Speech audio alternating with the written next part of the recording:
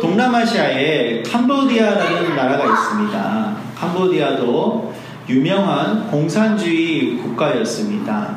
근데 캄보디아에 김일성만큼 아주 잔혹했던 지도자가 있었습니다. 폴 포트라는 지도자인데요. 이 지도자가 1975년부터 1979년까지 4년 동안 그 나라를 통치하였는데 자기를 반대하는 모든 사람들을 감옥에 집어넣는 정도가 아니라 죽였습니다. 그래서 그때 당시에 4년 동안 몇 명의 사람을 죽였느냐 하면 몇 명 정도 죽였을 것 같으세요? 그 나라 인구가 한 600만 명 정도 됩니다. 600만 명 정도 돼요. 몇 명 정도 죽였을 것 같으세요? 4년 동안. 네, 400만 명 죽이면 200만 명이 남죠. 그러면 여기가 지금 우리가 6명인데 6명 중에 4명을 죽인다고 생각해 보세요. 그럼 2명만 남는 거예요. 그러면 나라가 어떻게 될 것 같아요? 집안은 어떻게 될 것 같아요? 예. 그래서 400만 명은 아니지만 150만 명을 죽였습니다. 150만 명이면 4명당 1명을 죽인 거예요. 그러니까 보통 우리나라 식구가 4명이라고 생각했을 때 모든 집안에서 1명이 죽은 거예요. 4년 동안. 근데 자연스럽게 죽은 게 아니라 처형으로 죽인 겁니다. 무슨 이유로? 자기를 반대했다는 이유로. 그리고 또 다른 이유로 또 죽은 사람들도 있었겠죠. 그래서 그 나라에서 결국 그 폴포트라는 그 나쁜 지도자가 쫓겨나서 나중에 정글에서 혼자 쓸쓸하게 죽어갔지만 그 사람이 4년 동안 그 한 엄청난 나쁜 일 때문에 나라가 어마어마한 어려움과 위기에 빠졌어요. 인구의 4분의 1이 없어요. 4명당 1명이 없어졌어요. 4분의 1이 없어지는 바람에 모든 게 다 무너지고 붕괴되었습니다. 특별히 죽인 사람들은 똑똑한 사람들, 일할 줄 아는 사람들, 지식인들, 학교 선생님들, 신문기자, 뭐 연예인, 뭐 이런 사람들만 다 죽인 거예요. 그래서 그 사회를 떠받쳐줄 허리층들이 4년 안에 순식간에 사라졌습니다. 그리고 나이가 어떠냐? 또 한참 아이를 낳아서 키우는 사람들, 부모 세대들, 그래서 30대, 40대, 20대를 가장 똑바로 앉아라. 가장 많이 죽였어요. 그래서 무슨 일이 일어나냐면 고아들이 너무나 많이 생겼어요. 죽은 사람도 많지만 그만큼 고아가 생겼어요. 근데 여러분, 고아들은요 어디서 자라요?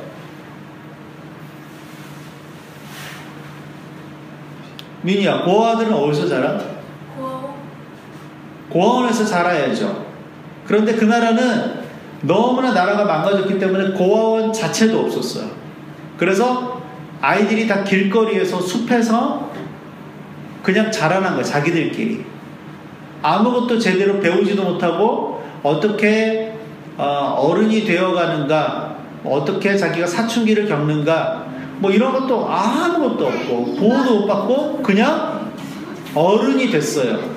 그래서 자기들끼리 또 아기를 낳았어요. 아기를 키울지를 몰라. 자기들이 어떻게 제대로 자라지 못했기 때문에. 그래서 또 그 아기들을 버리고 또 도망가는 거예요. 그럼 그 아기들은 또 어떻게 돼요? 또 고아가 되는 거예요. 이렇게 2번, 3번, 4번 이런 일들이 계속해서 한 번 4년 동안 그런 나쁜 일들이 있었을 때에 계속해서 지금 30년 전의 일인데도 그 나라에는 엄청나게 많은 고아들이 있고 나라가 전 세계에서 가장 가난한 나라 중에 한 나라이고 너무나 힘들게 사는 나라예요. 목사님이 거기를 가봤거든요. 고아원도 너무 많고 너무 불쌍해요. 거기에 계신 선교사님들은 다 고아원을 해야 돼요. 캄보디아라는 나라가 그렇습니다. 한 세대가 없어졌을 때에, 한 세대가 동시에 사라졌을 때 그것이 한 세대가 사라지는 것으로 끝나는 것이 아니라 수십 년 동안 혹은 그 이상의 시간의 고통을 그 나라나 그 공동체가 또 가정이 겪는 일들이 많이 있습니다. 이런 일들은 지구 곳곳에서 지금도 일어나고 있고요. 역사 속에서 계속해서 사실은 반복되어 왔어요. 자, 미성년자 성매매 1년에 몇 명 정도, 전 세계에 몇 명 정도일 것 같아요? 180만 명입니다. 미성년자가 노동하는 아동 노동 불법이죠. 전 세계적으로 2억 2천만 명의 아이들, 지훈이나 민유 같은 혹은 그보다 더 어린 아이들이 하루에 1,500원, 500원 받고 나가서 일하는 그런 아이들이 전 세계 2억 명이 있어요. 집안이 너무 가난하기 때문에. 소년병, 민유만한 아이가 총 들고 전쟁터로 끌려나가서 전쟁을 하는 거예요. 그런 아이들이 25만 명이나 있습니다. 1년에 죽는 청소년들이 한 130만 명, 통계에 잡히는 아이들이 130만 명이라고 하는데 가장 큰 사망 원인은 교통사고입니다. 그러나 그에 못지않게 청소년 아이들이 에이즈로 죽어가고 있고요.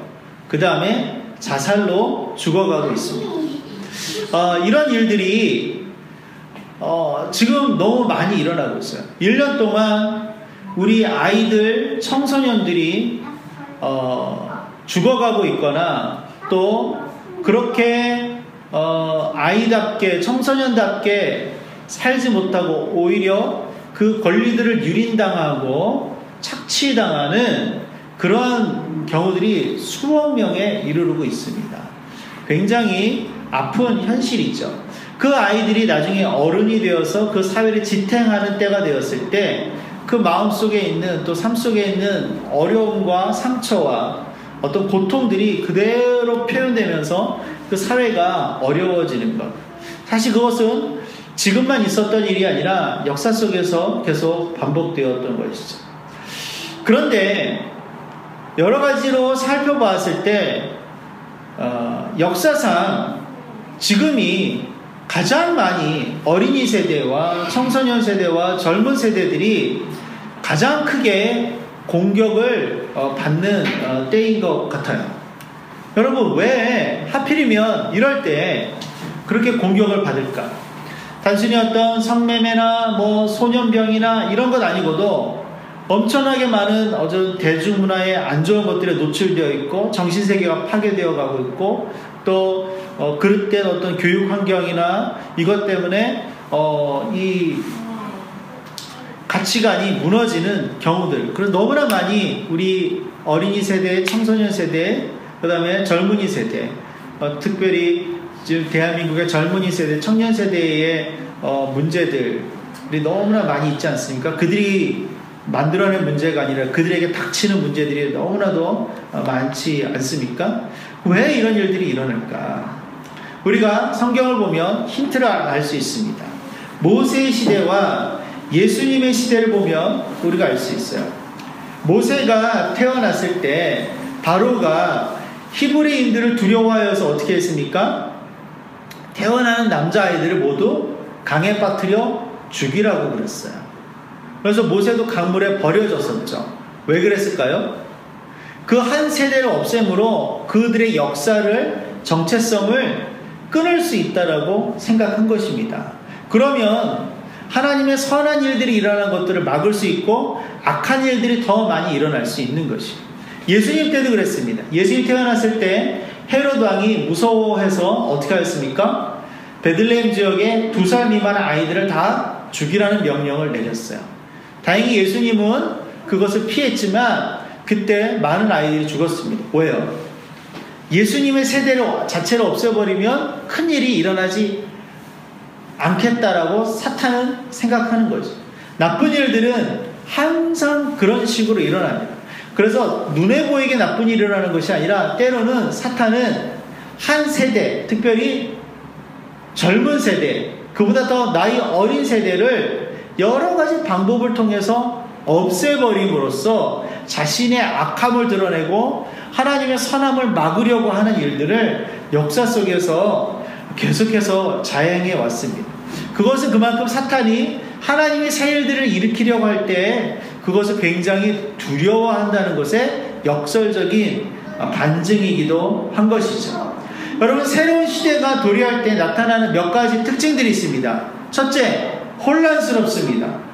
너무나 시대가 혼란스러워요. 가치관이 혼란스럽고 생각이 혼란스럽고 여러 가지 것들이 너무나 혼란스러우면서 어떤 정형된 것을 찾기가 쉽지가 않습니다.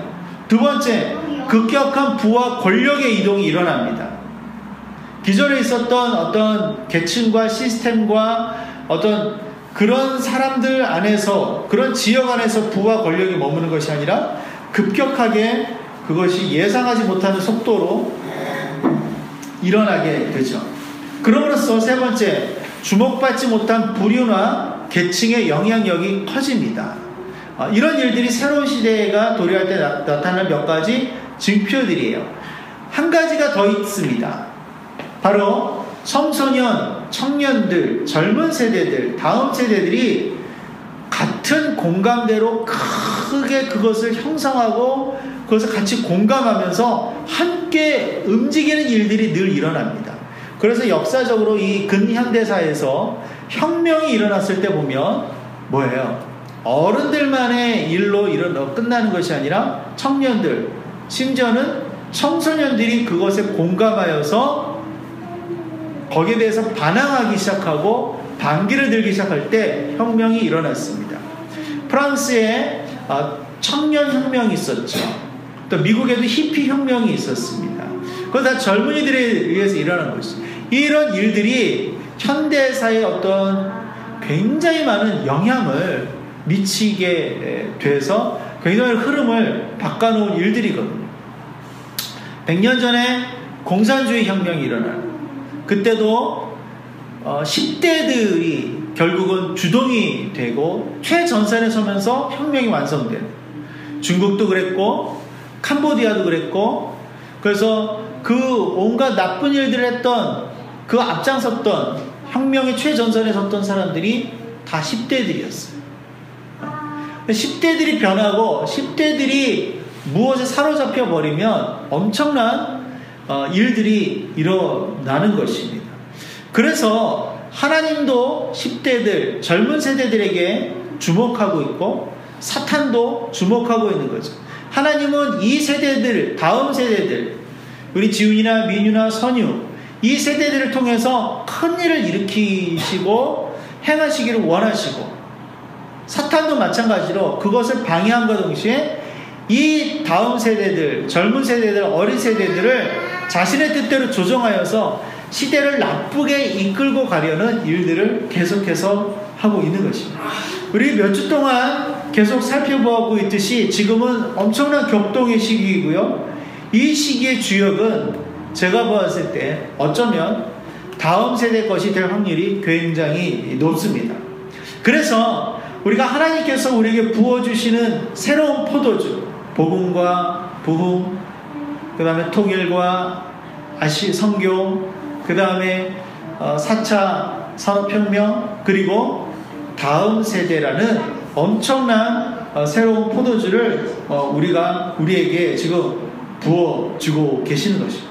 자, 그런데 우리가 여기에서 오늘 정말 살펴보고 싶고 함께 기도하고 싶은 것은, 그 다음 세대들이 아무리 잠재력이 있고 아무리 뛰어나다 할지라도 스스로 그 위치까지 다다를 수는 없다는 사실입니다. 여호수아가 있기 위해서는 모세가 필요했고, 다윗이 있기까지는 사무엘이 필요했고, 디모데가 있기까지는 바울이 필요했듯이 지금 하나님께서 새롭게 포도주로 부어주시는 우리 다음 세대에게도 누군가의 도움이 필요한 것입니다. 여러분, 1만 시간의 법칙을 아시죠? 지훈아, 1만 시간의 법칙 알아요? 무엇인가 한 것에 1만 시간을, 자기 시간을 집중적으로 투자하면 그것에서 최고의 전문가가 될 수 있다는 거죠. 그래서 지금 유명한 사람들, 최고에 있는 사람들, 가령 피겨의 김연아, 수영의 박태환, 어떤 뭐 연기는 누구예요? 공유예요? 이런 사람들, 최고의 사람을 보면 그 한 분야에서 1만 시간 넘게 연습하고 시간을 투자하고 노력했다는 거죠. 그래서 1만 시간을 쏟아부으면 전문가가 될 수 있다. 이것이 1만 시간의 법칙입니다. 아웃라이어라는 책에서 말콤 글래드웰이 이 1만 시간의 법칙을 이야기하면서 굉장히 많이 알려진 이야기죠. 그런데 최근 1만 시간의 법칙의 재발견이라는 책이 나왔습니다. 이 책에 보면 1만 시간의 법칙으로 충분하지 않다라는 것을 이야기하는 대목들이 나와요. 자, 이것이 무슨 말이냐면 1만 시간을 투자해서 한 90% 정도의 위치까지는 올라설 수 있다는 것이죠. 그러나 정말 정점으로 가기에는 무엇인가 10% 정도 부족한데, 그것이 무엇인가? 요즘 호주에서 테니스 대회를 하고 있죠. 세계에서 유명하다 하는 모든 테니스 선수들이 다 나옵니다. 실력은 종이 한 장 차이예요. 그런데 거기서 1등과 2등과 3등과 4등이 구별이 됩니다. 그리고 재밌는 것은 1등을 하는 선수는 그 종이 한 장 차이의 실력들인데도 불구하고 1등을 하는 선수들은 계속 1등을 하는 경우들이 있어요. 테니스뿐만 아니라 거의 모든 분야가 마찬가지입니다.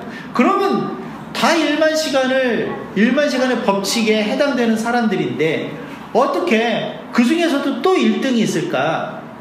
거기에서 1만 시간의 법칙의 재발견이라는 그 책에서는 무엇이라고 하냐면 의식적인 연습이 그것을 만든다라고 이야기를 합니다. 뛰어난 사람들, 뛰어난 경지에 이를 때 어느 정도 되면 사람들이 이 정도면 되었다라는 안심을 하게 된다는 것이죠. 그러면서 스스로 그냥 그 범위에서 멈춘다는 거예요. 그것을 안심지역이라고 해서 컴포트 존이라고 하는데, 그런데 몇몇 사람들은 이것을 뛰어넘고자 하는 의지와 욕망을 갖게 된다는 것입니다. 그래서 이것을 뛰어넘는 뭔가 새로운 시도를 해나가는 것이죠. 이것을 의식적으로, 의도적으로 해나간다는, 그래서 이것을 의식적인 연습이라고 하는 것입니다. 자, 그래서 이 의식적인 연습을 통해서 최고봉에 올라서는 것이죠. 그런데 제가 진짜 말씀드리고 싶은 것은 이것입니다. 이 책에서 말하는 것, 저도 동의하는데 그것은 당사자가 잘 알 수 없다는 거예요. 내가 지금 어느 정도의 한계에 다다랐고 이것을 내가 뛰어넘기 위한 무엇을 바라보는 것들, 이것을 본인의 시각으로는 보는 것이 거의 불가능하다는 것입니다. 그래서 누군가가 옆에서 좋은 선생님, 코치, 멘토가 있을 때 그것을 보게 해주고 의식하게 해주고 의지를 갖게 해주고, 그래서 거기에 대한 적절한 어떠한 방법을 제안해주고 스케줄을 제안해주면서 그것을 뛰어넘게 해주는 코치가 있을 때 그것을 넘어선다는 것이죠. 그래서 피겨스케이팅 얘기를 조금 더 해볼까요? 지금은 우리 은퇴를 했지만 김연아 선수가 있습니다. 올림픽 금메달 하나 땄고 은메달을 하나 땄습니다. 이 선수와 라이벌이었던 선수가 있어요. 누구죠? 일본의 아사다 마오라는 선수가 있습니다. 그런데 이 두 선수, 처음에는 아사다 마오 선수가 훨씬 더 잘했습니다. 늘 1등이었고 김연아 선수는 늘 2등이었어요. 그러나 어느 순간부터 비슷해지기 시작하더니 나중에는 김연아 선수가 추월을 했고요. 아사다 마오가 절대로 김연아 선수를 따라가지 못했습니다. 그 이유가 무엇인지 아세요? 여러 가지가 있지만 크게 두 가지를 보면 본인의 의지가 있습니다. 아사다 마오라는 선수는 여자 선수로는 할 수 없는 기술을 하겠다고 그것에 매달려서 그것만 하다가 결국 계속 실패하고 끝나버렸어요. 그러나 김연아 선수는 그것은 아니지만 바로 그 밑에까지 그 기술을 정말 잘 연마를 하면서 그런가 동시에 다른 기술들, 여러 가지 표현할 수 있는 다른 최고의 기술들을 동시에 익혀나가는 일들을 한 것이죠. 그리고 명확한 목표의식이 있었습니다. 또 한 가지 차이는 코치예요. 아사다마오 선수가 정말 그 여자 선수들이 할 수 없고 남자 선수들만 할 수 있는 3바퀴 반을 도는 그 점프, 트리플 악셀이라고 하죠. 그 점프를 정말 하고 싶었으면 여자 코치한테 가는 것이 아니라 남자 코치, 그것을 했었던 남자 코치한테 갔었어야 합니다. 그런데 아사다마오 선수는 여자 금메달 리스트들을 키워낸 코치한테만 간 것이에요. 그냥 거기에만 있고 싶었던 거예요.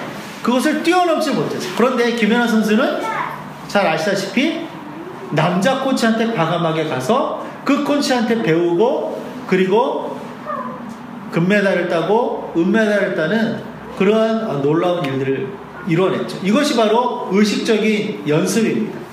중요한 것은 정말 무엇인가 하나를 뛰어넘어서 최고봉이 되기 위한 그 자리에 올라서는 데는 본인의 노력도 중요하지만 그것을 옆에서 인식하게 해주고 도전하게 해주고 실제로 연습하게 하는 것을 도와주는 코치가 꼭 필요하다. 선생님이 꼭 필요하다는 것입니다. 여러분, 오늘 우리가 다음 세대에 대해서 이야기하고 있습니다. 이 시대의 다음 세대는 인류 역사상 가장 놀라운 잠재력을 갖고 있는 다음 세대들입니다. 지금 Y세대라고 여러분 들어보셨어요? 1980년대 초반부터 2000년대 사이에 태어난 세대들을 Y세대라고 합니다. 베이비 부머의 자녀 세대죠. 베이비 부머는 미국 역사상 가장, 한국도 마찬가지고요, 부유하고 가장 능력이 많았던 세대입니다. 그 세대의 자녀 세대예요. 그래서 그 부모 세대가 이루어놓은 풍요로움을 그대로 물려받고 태어난 세대입니다. 이 Y세대는 다른 나라 문화나 다른 인종에 대해서 거부감도 적고요, 지적 수준도 높아요. 대신에 뭐예요? 반항감이 크고요, 도전 정신을 가지고 있어요. 그리고 개인적이고 개방적이고 아주 감성적입니다. 그래서 모방을 너무나 잘하는 모방 심리가 있고요, 호기심이 있어요. 아주 튀는 패션을 가지고 있어요. 쇼핑도 잘해요. 소비력도 왕성해요. 그래서 유행과 소비를 선도하는 X세대 다음에 Y세대가 있습니다. 1980년대 초반부터 2000년 정도까지 태어난 세대들이에요. 그 다음에 Z세대가 있습니다. 이 Z세대는 Y세대 다음 세대, 2000년대 초반부터 태어난 세대들. 우리 집으로 따지면 지훈이, 민유, 선유가 다 이 Z세대에 해당하죠. 자, 이 Z세대는요, 굉장히 어리지만 부모의 그 능력 탓에 구매력이 대단합니다. 자기들이 사고 싶은 것은 언제든지 사요. 용돈이 많아요. 통장에 돈이 있어요. 심지어 부모보다 돈이 더 통장에 많아요. 그러면서 언제든지 자기들이 사고 싶은 것들을 살 수 있고, 또 그러한 세대입니다. 그래서 이 세대들은 심지어 부모의 소비 패턴에도 영향력을 미쳐요. 그래서 어떻게 해요? 부모가 차를 사는데 자녀들이 영향력을 미쳐서 그 차를 사게 만들어요. 부모가 집을 사는데 자녀들이 그것에 영향력을 미쳐서 그런 집을 사게 만듭니다. 근데 Y세대와 Z세대의 이 공통점이 있습니다. 무엇인가? 인터넷에 능합니다. 그리고 IT 기반에 능하고요, SNS에 능해요. 그래서 늘 이메일, 채팅, 어떤 SNS, 또 인터넷 게임 좋아하고, 또 그런 음악들을 좋아하고, 이런 것에 익숙하고, 그것을 통해서 자기들이 어떤 관계를 형성해 나가고, 지식을 쌓아가고, 경험을 축적해 나가는 그러한 세대입니다. 그러면서 지구 이쪽에서 지구 반대쪽에 있는 아이들과도 언제든지 소통할 수 있고, 이야기할 수 있고, 서로 친구가 될 수 있고, 언어의 장벽을 쉽게 뛰어넘고 문화의 장벽을 쉽게 뛰어넘는, 그래서 이 세대는요, 지구 역사상, 인류 역사상 가장 능력이 탁월하고 뛰어나고 잠재력이 어마어마한 그러한 세대입니다. 그래서 하나님이 이 세대를 만들고 계시고 준비하고 계시고 이 세대를 주목하고 계시고 이 세대를 사용하실 것인데, 지금 제가 말씀드린 의식적인 연습, 그 무엇인가를 터뜨리기 위한 선생님이 필요하고 코치가 필요하듯이 이 세대들에게도 그 선생님들, 그 코치들, 그 멘토들이 필요하다라는 것입니다. 그런데 이것은 이 세대들이 스스로 할 수 없어요. 그것은 누가 하느냐? 이들보다 앞섰던 세대들이 해줄 수 있는 것입니다.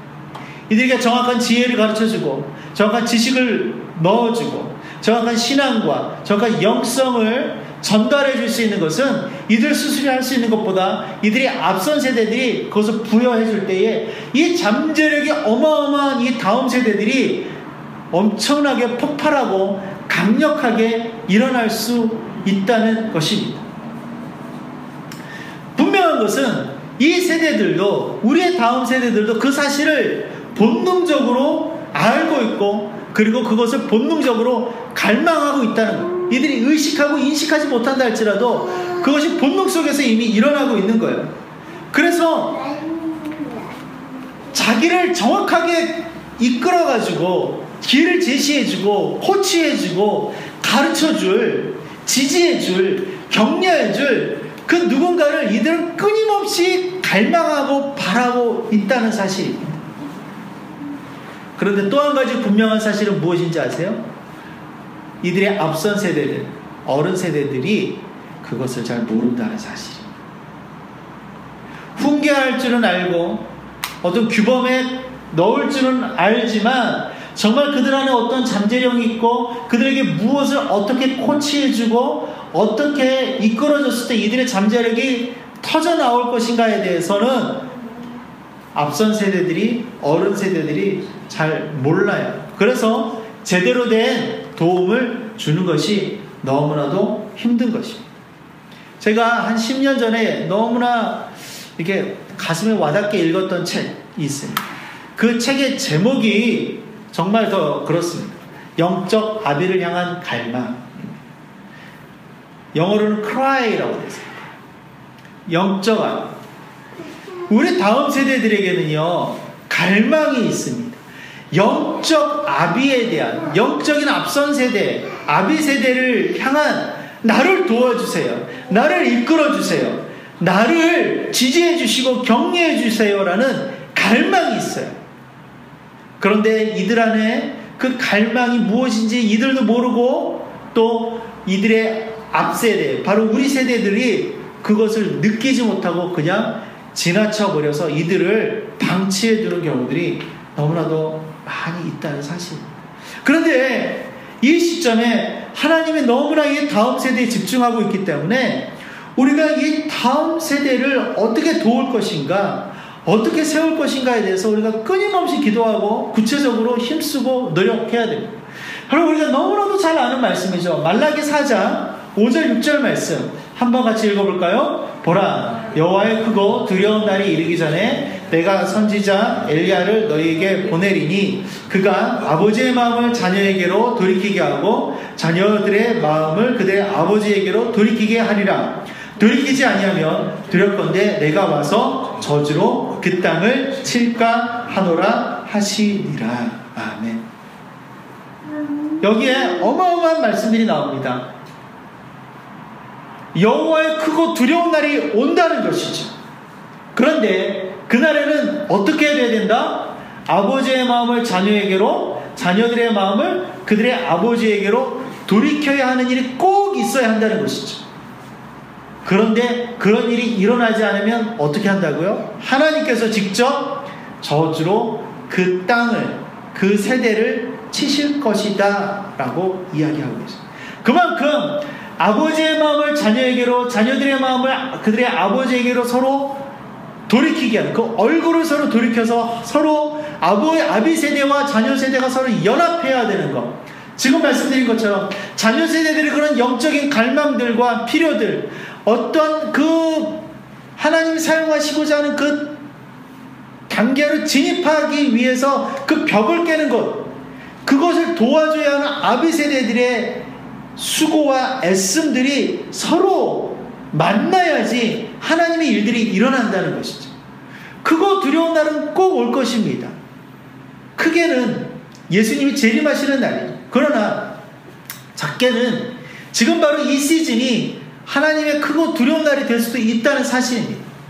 이것을 우리가 아비 세대와 자녀 세대가 연합하고 서로 함께 돕고 이끌어주고 함께 따라가면 여기에서 이 크고 두려운 날이 좋은 일들로 통일이 일어나고 선교가 일어나고 부흥이 일어나고 복음이 왕성케 되는 일들이 일어날 것인데, 그렇지 않게 될 때는 저주로 그 땅을 치게 되는 오히려 패역한 일들이 일어날 수 있다는 것이죠. 그래서 아비의 마음을 자녀에게 돌리고 자녀들의 마음을 그들의 아버지에게 돌리는 일들은 너무나 중요한데, 사실 제가 이 본문에서 의도적으로 빼고 지금 말씀드린 한 부분이 있습니다. 바로 누가 필요한가? 엘리야가 필요하다는 것이죠. 엘리야는 누구인가? 말라기는 구약성경의 가장 마지막 책입니다. 그리고 말라기 4장은 말라기에서도 가장 마지막 장입니다. 말라기 4장의 가장 마지막 구절이에요. 구약의 가장 마지막 구절입니다. 이 구절이 끝나고 400년이 지나고서야 예수님이 이 땅에 오셨습니다. 그러나 여러분, 우리가 지난 크리스마스 시즌에 누가복음을 보아서 알겠지만 예수님 오실 때까지 하나님 많은 일들을 준비시키셨고, 예수님 오시기 바로 직전에 하나님께서 하신 마지막 준비는 무엇이냐? 예수님보다 먼저 누구를 보내셨어요? 세례 요한을 보내셔서 구약의 시대와 신약의 시대가 만나게 하는 브릿지의 역할을 하게 하는 것입니다. 먼저 회개를 선포하고 먼저 예수님 오시는 길을 예비한 것입니다. 그런데 성경은 그 세례 요한이 무엇을 가지고 있다? 엘리야의 신령과 능력을 가지고 있다는 거예요. 이것이 말라기 말씀과 연결되지 않습니까? 그래서 예수님이 제자들에게 이렇게 말씀해요. 변화산에서 내려오면서 제자들이 예수 제자들에게 십자가의 고난과 죽음과 부활에 대해서 제자들에게 말씀을 해주셨어요. 그때 제자들이 그런데 구약 성경에 보면 그런 일이 있기 전에 엘리야가 먼저 와야 된다고 그랬는데 그러면 엘리야는 어디 있습니까? 라고 물어보거든요. 그때 예수님이 이렇게 말씀하시는 거죠. 엘리야가 과연 먼저 와서 모든 일을 회복하리라. 누구에 대한 이야기입니까? 세례 요한에 대한 이야기입니다. 누구의 심정? 엘리야의 심정을 갖고 있는 거죠. 그래서 엘리야는 어떤 사람입니까? 엘리야의 후계자가 누구였죠? 엘리사였습니다. 하나님이 엘리사에게 감동을 주셨어요. 엘리사에게 너는 엘리야를 따라다니면서 엘리야에게 기름 부음을 받아라. 너는 엘리야의 후계자가 될 것이다. 그래서 귀찮도록 엘리야를 따라다녔습니다.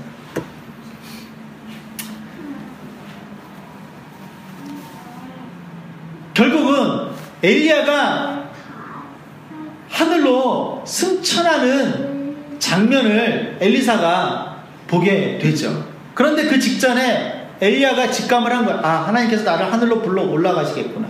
그래서 엘리사에게 물어봤습니다. 자기를 줄기차게 따라다닌 엘리사에게 물어봤어요. 네가 무엇을 원하느냐? 나는 당신의 기름 부음을 원합니다. 하나님이 그것을 말씀하셨습니다. 그때 엘리야가 어떻게 했죠? 2배의 영감의 갑절이 너에게 임할 것이다. 이것이 이 시대에 정말로 중요한 것입니다. 이것이 세대가 세대를 넘어갈 때에 너무나 중요한 일이에요. 다음 세대에게 영감의 갑절을 준 엘리야, 세례 요한은 그 길을 준비한 것이죠. 우리에게도 필요한 것이 엘리야의 신령과 능력입니다. 그러나 그것은 우리의 것이 아니라 우리의 다음 세대를 위한 것입니다. 하나님은 우리를 사용하시기도 하지만 우리의 다음 세대를 사용하십니다. 우리 성모 형제, 우리 승현 형제도 이미 다음 세대들이 있잖아요. 그렇죠? 여러분들의 다음 세대가 있어요. 요즘은 청년 세대 안에도 청년부도 20대 초중반과 20대 중후반 세대가 나뉘잖아요. 그리고 그 위에 세대가 또 나뉘잖아요. 심지어 요즘 청년 사무까지 생기는 교회도 있더라고요. 청년 안에도 세대가 나누어지잖아요. 우리 승현은 이제 지금 대학교 입학생들 봤을 때 마음이 어떻습니까? 그렇잖아요. 내 세대가 아니잖아요. 다음 세대잖아요. 우리에게 이미 다음 세대가 있어요. 청소년들이 있고 어린아이들이 있어요. 하나님이 그 사람들을 주목하고 계십니다. 물론 우리도 강력하게 사용하실 것이지만 그 다음 세대들을 하나님이 지금 너무나도 주목하고 계십니다.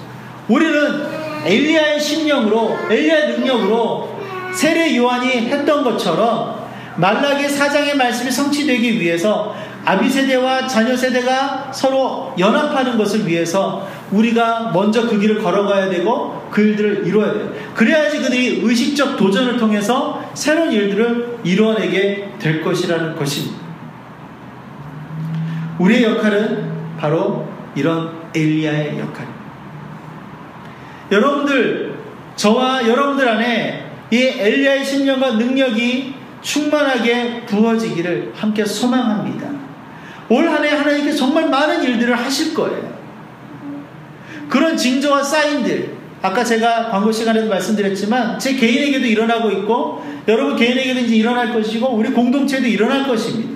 국가적으로도 시대적으로 더 많이 일어날 것이에요. 하나님 그 징표들을 계속해서 보여주실 것이에요. 우리 다음 세대는 하나님 분명히 크게 일어나서 일으키실 것입니다. 너무나도 절망 속에 있는 아이들이고 너무나도 정말 힘들고 어려운 우리의 다음 세대들이지만 우리의 청년 세대들이고 청소년 세대들이지만 그러나 하나님이 쓰시겠다고 주목하시면 그들을 쓰실 거예요. 그러나 통로가 필요하고 옆에서 도와주는 자가 필요합니다. 우리가 그 사람들이 되기를 주님의 이름으로 함께 소망하고 축복합니다. 다음 세대로 하여금 진정한 복음이 무엇인지 가르치는데 우리의 에너지를 쏟기를 축복합니다. 다음 세대로 하여금 참봉이 무엇인지 맛보게 하는데 우리의 에너지를 쏟기를 주님의 이름으로 축복합니다. 그들이 어떤 시대를 살아가고 있고 하나님 나라가 무엇이고 어떻게 하나님 나라가 이 땅에 임하게 될 것인지 그들의 비전과 사명이 무엇인지 이런 것들을 그들이 맛보게 하고 경험하게 하도록 그 길을 열어주고 지지하고 격려하고 보호해야 해요. 그 엘리야들이 바로 우리라는 거예요. 그래서 우리가 함께 기억하시고 올해 한 해 우리 영의 에너지들과 집중력들을 그것에 모으시고 그 길들을 함께 우리 걸어가시고 그것에 열매를 맺어 나가시는 귀한 믿음의 사람들, 믿음의 공동체가 되시기를 주님의 이름으로 축복합니다. 아멘.